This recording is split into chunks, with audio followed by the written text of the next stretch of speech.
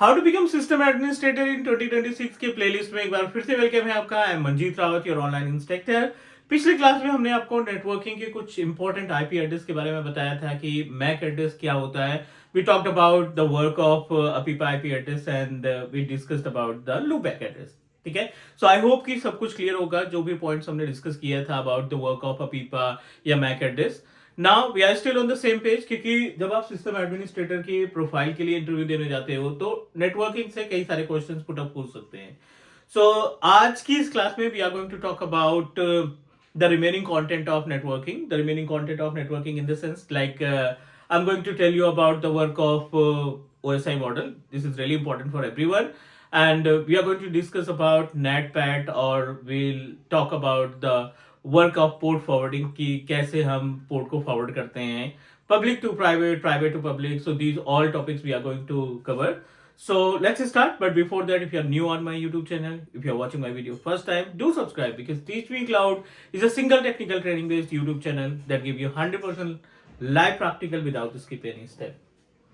So चलिए start करते हैं हम यहाँ पे. सबसे पहले नेटवर्किंग के रियली इंपॉर्टेंट कंपोनेंट के बारे में. Yes, I am talking about OSI model. ठीक है, हम यहाँ पे बात करने वाले हैं ओएसआई मॉडल के बारे में. सो ओएसआई है क्या? Basically we should clear about the work of OSI. Open System Interconnection. This is a kind of logical model, and that contain multiple layers. 7 different layers होती है. 1979 में इसको इंट्रोड्यूस किया गया. इन ईयर ऑफ 1979 में OSI को इंट्रोड्यूस किया गया. ठीक है, इसका मतलब 1979 के पहले अगर किसी सिस्टम के बीच में कम्युनिकेशन इस्टेब्लिश किया गया था तो उसका कॉन्सेप्ट, डेटा ट्रांसमिशन का कॉन्सेप्ट बहुत अलग था. और 1979 के बाद यानी 1982 में इसको ISO सर्टिफाइड बता दिया गया कि you need to make sure you need to certified it with ISO. ISO एक फर्म है जिसकी हेल्प से आप क्या कर सकते हैं. अगर आप कोई मैन्युफैक्चरिंग यूनिट डालना चाहते हैं, कंप्यूटर, लैपटॉप या कोई भी पर्टिकुलर कंपोनेंट ऐसा क्रिएट करना चाहते हो जो नेटवर्किंग के लिए इस्तेमाल होता है, तो इट्स मैंडेटरी कि आपको OSI मॉडल अपने डिवाइस में लगाना ही पड़ेगा, इसके पैटर्न पे काम करना ही पड़ेगा. उसके पीछे रीजन था क्योंकि OSI मॉडल के पहले, अगर हम 1979 के पहले की बात करें तो मान लीजिए ये आपके पास दो मशीनें हैं. एक लाइक HP है और दूसरा मे बी IBM का कंप्यूटर है, राइट. HP या IBM या फिर डेल. अगर ये तीन अलग अलग वेंडर बेस्ड मशीन है और इनके बीच में अगर आप कम्युनिकेशन इस्टेब्लिश करना चाहते हैं, ठीक है, अगर आप इनके बीच में कम्युनिकेशन इस्टेब्लिश करना चाहते हैं तो वो पॉसिबल नहीं होगा विदाउट OSI मॉडल. पहले इसमें हम पॉइंट मेंशन कर देते हैं, ये है विदाउट OSI मॉडल. ठीक है, अगर OSI मॉडल के बिना अगर आप कम्युनिकेट करेंगे तो जो डिफरेंट वेंडर बेस्ड रिसोर्सेज हैं, they are not able to communicate to each other, और ना ही कोई डेटा का ट्रांसमिशन हो पाएगा इनके बीच में. 1982 के बाद से, राइट, इसके बाद से विद OSI मॉडल क्या कॉन्सेप्ट आया. विद OSI मॉडल के केस में नो मैटर आप कौन सा वेंडर का लैपटॉप या डेस्कटॉप इस्तेमाल कर रहे हो, फॉर एग्जांपल डेल है, HP है या फिर आपका IBM है, किसी भी वेंडर बेस्ड मशीन के बीच में आसानी से हम कम्युनिकेशन इस्टेब्लिश कर सकते हैं, right. That is the reason OSI model को पिक्चर में लाने की जरूरत पड़ी. अब इस मॉडल के अंदर 7 डिफरेंट लेयर्स होते हैं. हर एक लेयर की अपनी रिस्पॉन्सिबिलिटी है. जब भी डेटा ट्रांसमिशन करते हैं, जब भी हम इंटरनेट एक्सेस करते हैं, जब भी कोई वेबसाइट ओपन की जाती है या एप्लीकेशन इस्तेमाल करते हो, अगर वो एप्लीकेशन इंटरनेट के ऊपर डिपेंडेंट है तो ये OSI मॉडल अपना काम करेगा और उसी की हेल्प से हम डेटा ट्रांसमिशन करते हैं. इसी की मदद से we are able to manage all the things related to the networking. तो उम्मीद है अभी आपका कॉन्सेप्ट क्लियर हो गया होगा. अगर कोई पूछता है OSI मॉडल क्या है तो यू कैन से दैट कि OSI model is a type of logical layer, combination of logical layers. With the help of OSI model, we are able to make a communication between two different vendor-based resources. Without OSI model, दो अलग अलग vendor के बीच में जो devices है उनके बीच में communication नहीं हो पाता था. विद OSI मॉडल ये पॉसिबिलिटी स्टार्ट हो गई. ठीक है, हम इसको करते हैं इरेज ताकि आपको 7 डिफरेंट लेयर्स को प्रैक्टिकली समझा सकें कि ये रियल एनवायरनमेंट में कैसे काम करता है, तो इसके लिए हम दो मशीनें कंसीडर कर लेते हैं। ये दो कंप्यूटर हैं, ठीक है। एक हमारा सेंडर है, ये डेटा को सेंड करेगा, ठीक है, और ये रिसीवर है, ठीक है। एक सेंडर हो गया, एक रिसीवर हो गया, और इनके बीच में ओएसआई मॉडल के वर्क को समझने की कोशिश करते हैं। पहले स्टार्टिंग होगी एप्लीकेशन से, दिस इज एप्लीकेशन लेयर, ठीक है, और दूसरा अपने पास जाएगा प्रेजेंटेशन लेयर, ठीक है।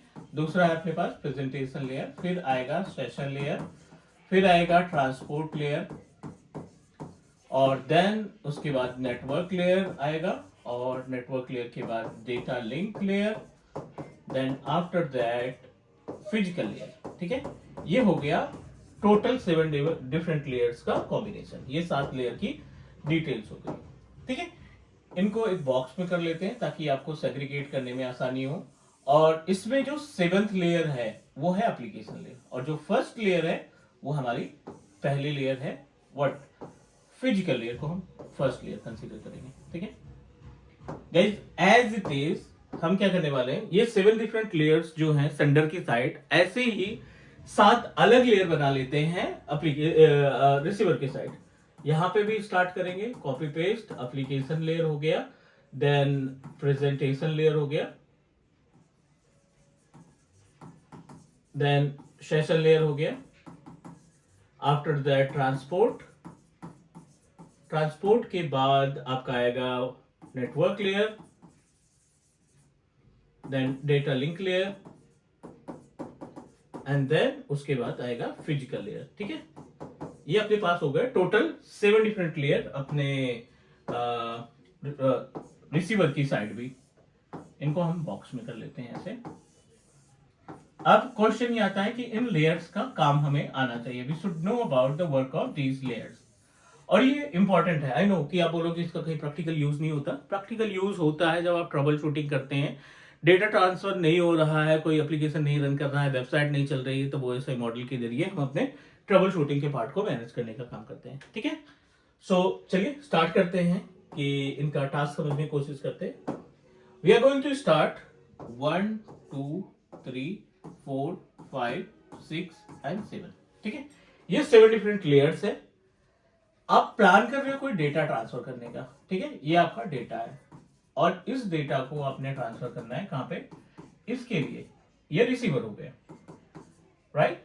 सो इनके बीच में जो लेयर्स है ना, आपके डेटा को डेस्टिनेशन तक पहुंचाने के लिए क्या क्या रोल प्ले करती हैं। हर एक लेयर आपके डेटा को फिल्टर करता है, हर एक लेयर से होकर के आपका डेटा जाता है।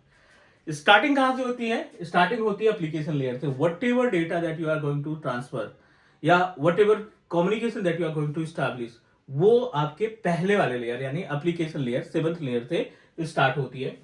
दैट इज द रीजन जितने भी प्रोटोकॉल्स हैं डेटा ट्रांसफर से रिलेटेड, वो सारे प्रोटोकॉल्स आपके, चाहे वो FTP हो, चाहे वो HTTP हो, या SMTP हो, ठीक है, या टेलनेट हो, whatever data protocols that are use to transfer data, make a communication, वो सभी एप्लीकेशन लेयर पे काम करते हैं। एप्लीकेशन लेयर क्या करता है, मेथड डिसाइड करता है कि आपका ये जो डेटा जा रहा है इसके पीछे कौन सा प्रोटोकॉल या कौन सा सॉफ्टवेयर इन्वॉल्व हो रहा है। FTP के थ्रू डेटा ले जा रहे हो, NTFS के थ्रू डेटा जा रहा है, ब्राउजर के जरिए डेटा भेज रहे हो लाइक गूगल ड्राइव वगैरह की हेल्प से, या अदर कोई थर्ड पार्टी एप्लीकेशन का इस्तेमाल करके लाइक एज जूम हो गया, उसके थ्रू कम्युनिकेशन स्टैब्लिश कर रहे हो, टीम्स हो गया, उसके थ्रू कम्युनिकेशन स्टैब्लिश कर रहे हो। ये सारी रिस्पॉन्सिबिलिटी हमारे इस एप्लीकेशन लेयर की होती है, ऑलराइट। सो ये हो गया। और दूसरा आता है सेशन लेयर, ठीक है। तो सेशन लेयर क्या करता है, सॉरी प्रेजेंटेशन लेयर क्या करता है, ये 3 इंक्रिप्शन कंपोनेंट में काम करता है, डिक्रिप्शन, और तीसरा है कंप्रेशन, ठीक है। अब इनक्रिप्ट क्यों किया जाता है, इनक्रिप्ट करने से जो डेटा ट्रैवल होता है तो बहुत सारे मेथड होते हैं हैकर के पास, सिक्वल इंजेक्शन हो गया, ब्रूट फोर्स अटैक हो गए, ऐसे बहुत सारे मेथड होते हैं हमारे जो अटैकर्स या हैकर्स होते हैं, वो क्या करते हैं, आपके डेटा इन बिटवीन कैप्चर करने की कोशिश करते हैं। अगर आपका डेटा इनक्रप्टेड है, कोई भी बंदा अटैकर उसको कॉपी भी कर लेता है, तो वो फॉर्मेट को ओपन नहीं कर पाएगा और उसे डिकोड करने में बहुत ज़्यादा टाइम लग जाएगा। ठीक है, decode, I am not saying कि डिकोड नहीं हो सकता, डिकोड होने में बहुत ज़्यादा टाइम लग जाएगा। इसीलिए बोला जाता है कि आप जब भी पासवर्ड यूज़ करो, कोई भी लॉगिन करते समय आप बहुत कॉम्प्लेक्स पासवर्ड रखो। कॉम्प्लेक्स पासवर्ड में क्या होगा कि उसी तरीके से हैश बनते हैं बैकएंड में, और जितना स्ट्रॉन्ग हैश बनेगा उतना ज़्यादा टाइम लगेगा हैकर को डिकोड करने में। हो सकता है कि आपका पासवर्ड इतना स्ट्रांग हो कि हैकर को उसे ब्रेक करने में 10 साल लग जाए, 5 साल लग जाए। ठीक है, और दैट्स द रीजन, प्रोटेक्ट करने के लिए हम 90 डेज का पासवर्ड रीसेट रख लेते हैं अपने इन्वायरमेंट को सेव करने के लिए, कि जब तक अटैकर हमारे पासवर्ड को रीसेट करेगा तब तक हम पासवर्ड चेंज कर लेंगे। तो ये जो कॉन्सेप्ट है सेशन प्रेजेंटेशन लेयर, ये तीनों पे काम करता है और तीनों की अपनी इनकी रिस्पॉन्सिबिलिटी है। उम्मीद है चीजें समझ में आ रही होंगी।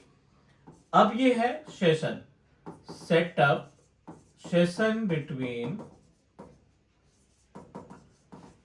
To machine. ठीक है, टू सिस्टम, दो सिस्टम के बीच में सेशन को स्टैब्लिश करने की रिस्पॉन्सिबिलिटी इसकी होती है। सेशन कैसे, मैंने आपके सिस्टम का आरडीपी एक्सेस किया, रिमोट डेस्कटॉप ओपन किया, वहां पे आया प्राइवेट आईपी एड्रेस मेंशन की या पब्लिक आईपी एड्रेस मेंशन की, मैंने आपका एक्सेस ले लिया, तो इनके बीच में कम्युनिकेशन हो गया। मैप नेटवर्क ड्राइव, एक बार आप मैप करके छोड़ देते हैं, वो हमेशा जब भी नेटवर्क में आएगा अपने आप कनेक्ट हो जाता है और आप अपना डेटा रख सकते हो। तो ये जो स्टैब्लिश करने की रिस्पॉन्सिबिलिटी है ना, सेशन को स्टैब्लिश करने की जो जिम्मेदारी है, always manage by this particular tool, this particular layer. ठीक है, उम्मीद है यहां तक समझ में आ गई होगी बातें। आगे बढ़ते हैं हम। अगला है पॉइंट अपने पास ट्रांसपोर्ट लेयर। ट्रांसपोर्ट लेयर क्या करता है, create packets of your data. ये क्या करता है, आपके डेटा के पैकेट्स बनाता है, आपके डेटा के मल्टीपल पैकेट्स क्रिएट करता है।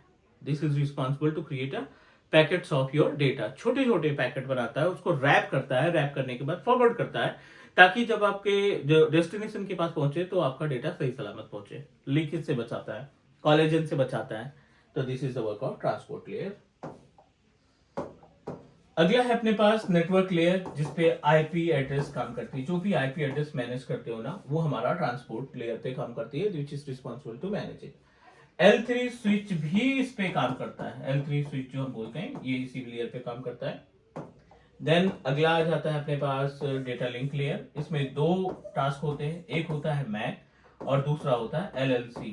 मैक होता है मीडिया एक्सेस कंट्रोल, जिसको आप कहते हैं कि ये तो फिजिकल एड्रेस है ना, तो उस फिजिकल एड्रेस को ही मैक एड्रेस बोला जाता है, या मैक एड्रेस को ही फिजिकल एड्रेस बोलते हैं। लॉजिकल लिंक कंट्रोल बहुत इंपॉर्टेंट टॉपिक है, सॉरी वर्क है। Logical link control is responsible to detect the error and correct the error. Automatically detect करता है और उसको करेक्ट करने की कोशिश करता है। फाइनली हम आ गए हैं फिजिकल लेयर पे। Whatever method that you are going to use to transfer your data, ठीक है, वायर्ड हो या वायरलेस हो, ठीक है, जो भी मेथड आप इस्तेमाल कर रहे हो ना, ये सभी डेटा ट्रांसमिशन के लिए आपका फिजिकल लेयर ही रिस्पॉन्सिबल है, दो मशीनों के बीच में या नेटवर्क रिसोर्सेज के बीच में कम्युनिकेशन एस्टैब्लिश करने का। चल हम यहाँ पे एक पॉइंट और ऐड करते हैं। अब इसकी जो स्टार्टिंग होगी कैसे होगी, स्टार्टिंग होगी यहाँ से, फिर यहाँ पे, फिर हर एक लेयर से होते हुए आपका पैकेट्स फिजिकल पे आएगा, फिजिकल से जाएगा इस पे, फिर ये ट्रांसफर करेगा कुछ इस फॉर्मेट में, और एप्लीकेशन लेयर पे आपका डेटा शो होना स्टार्ट हो जाएगा। This is the concept of OSI model. ठीक है, यहां से सेंड हुआ, वहां पे शो होने के लिए अगेन एप्लीकेशन लेयर का काम में आएगा। उम्मीद है जो भी कुछ हमने डिस्कस किया है इस क्लास में क्लियर होगा। और stay tuned with Teach Me Cloud, और अगली क्लास में हम कनेक्ट करेंगे tomorrow, and we are going to discuss more about networking and troubleshooting. Bye bye guys, do subscribe.